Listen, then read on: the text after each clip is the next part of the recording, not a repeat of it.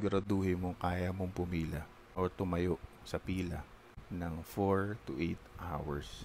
O quick facts para sa mga balak pumunta sa Digital Walker Madness Sale 2025 sa Parcal Mall.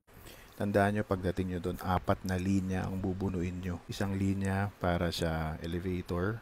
Pagkatapos nun, pagdating mo sa 3rd floor, isang linya ulit na pagkahaba-haba bago makapasok sa showroom nila. Pag napasok na kayo sa showroom, isang pila na naman para sa cashier. At pagkatapos nun, ito yung pila na sinasabi ko dapat pilahan nyo, is yung pag-test ng mga gadgets. Kasi maraming reports na umuwi sila, hindi nila tinesting kasi after 3 pila, tatamarin ka na talaga. Hindi nila tinesting, umuwi na sila. And ang ending, sira yung mga nabili nila. Sira yung battery, power banks na hindi gumagana, Bluetooth earphones na hindi nag-on or hindi nagpe-pair. Ngayon, kailangan nilang bumalik para ipacheck yun. So, pipila na naman sila. Malamang ngayong Sunday. Kaya kawawa kayong mga pupunta ng Sunday dahil sobrang dami nyo ngayon. Galing ako dito Saturday, 11 a.m. kami dumating.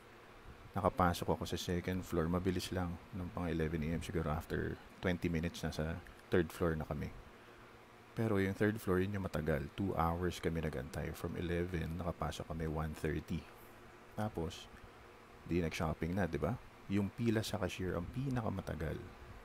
So, ang ending, 3 p.m., pumila kami. Tansya ko, 6 p.m. na ako makakauwi. So, hindi na namin tinuloy. And true enough, yung mga nakasabay ko na pumipila, natapos lang din sila. Mga 6 to 8 p.m. na ng gabi. Paano ba naman hindi matatapos ng ganun? Ang cashier ni Digital Walker siguro ilan lang? 4, 5. Tapos nahati pa yung line sa dalawa, isang priority tsaka regular cashier.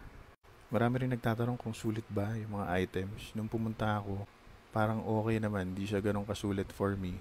Pero ang sinasabi ko sa'yo, kung madalas kang pumupunta sa sale, lahat ng mga items na nakita nyo dati way back 2015, magkikita-kita uli kayo. Siguro kung hahatiin natin, siguro mga 40% puro wireless earbuds, speakers. Yung speakers nga konti lang eh. So sa 40% ay mga 5% lang speakers.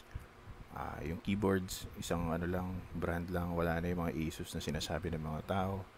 Sa power banks, puro Momax. Yung mga Xiaomi na nakita nyo, wala na rin. Mga off-brand na hindi rin natin kilala. Ace Fast na mga 50% off lang. Nasa 1,000 pa.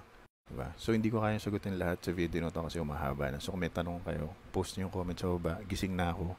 Sagutin ko lahat yan bago kayo pumunta later kasi sigurado ako sobrang haba ng pipilahin nyo. So kung nagbabala ka pa rin pumunta,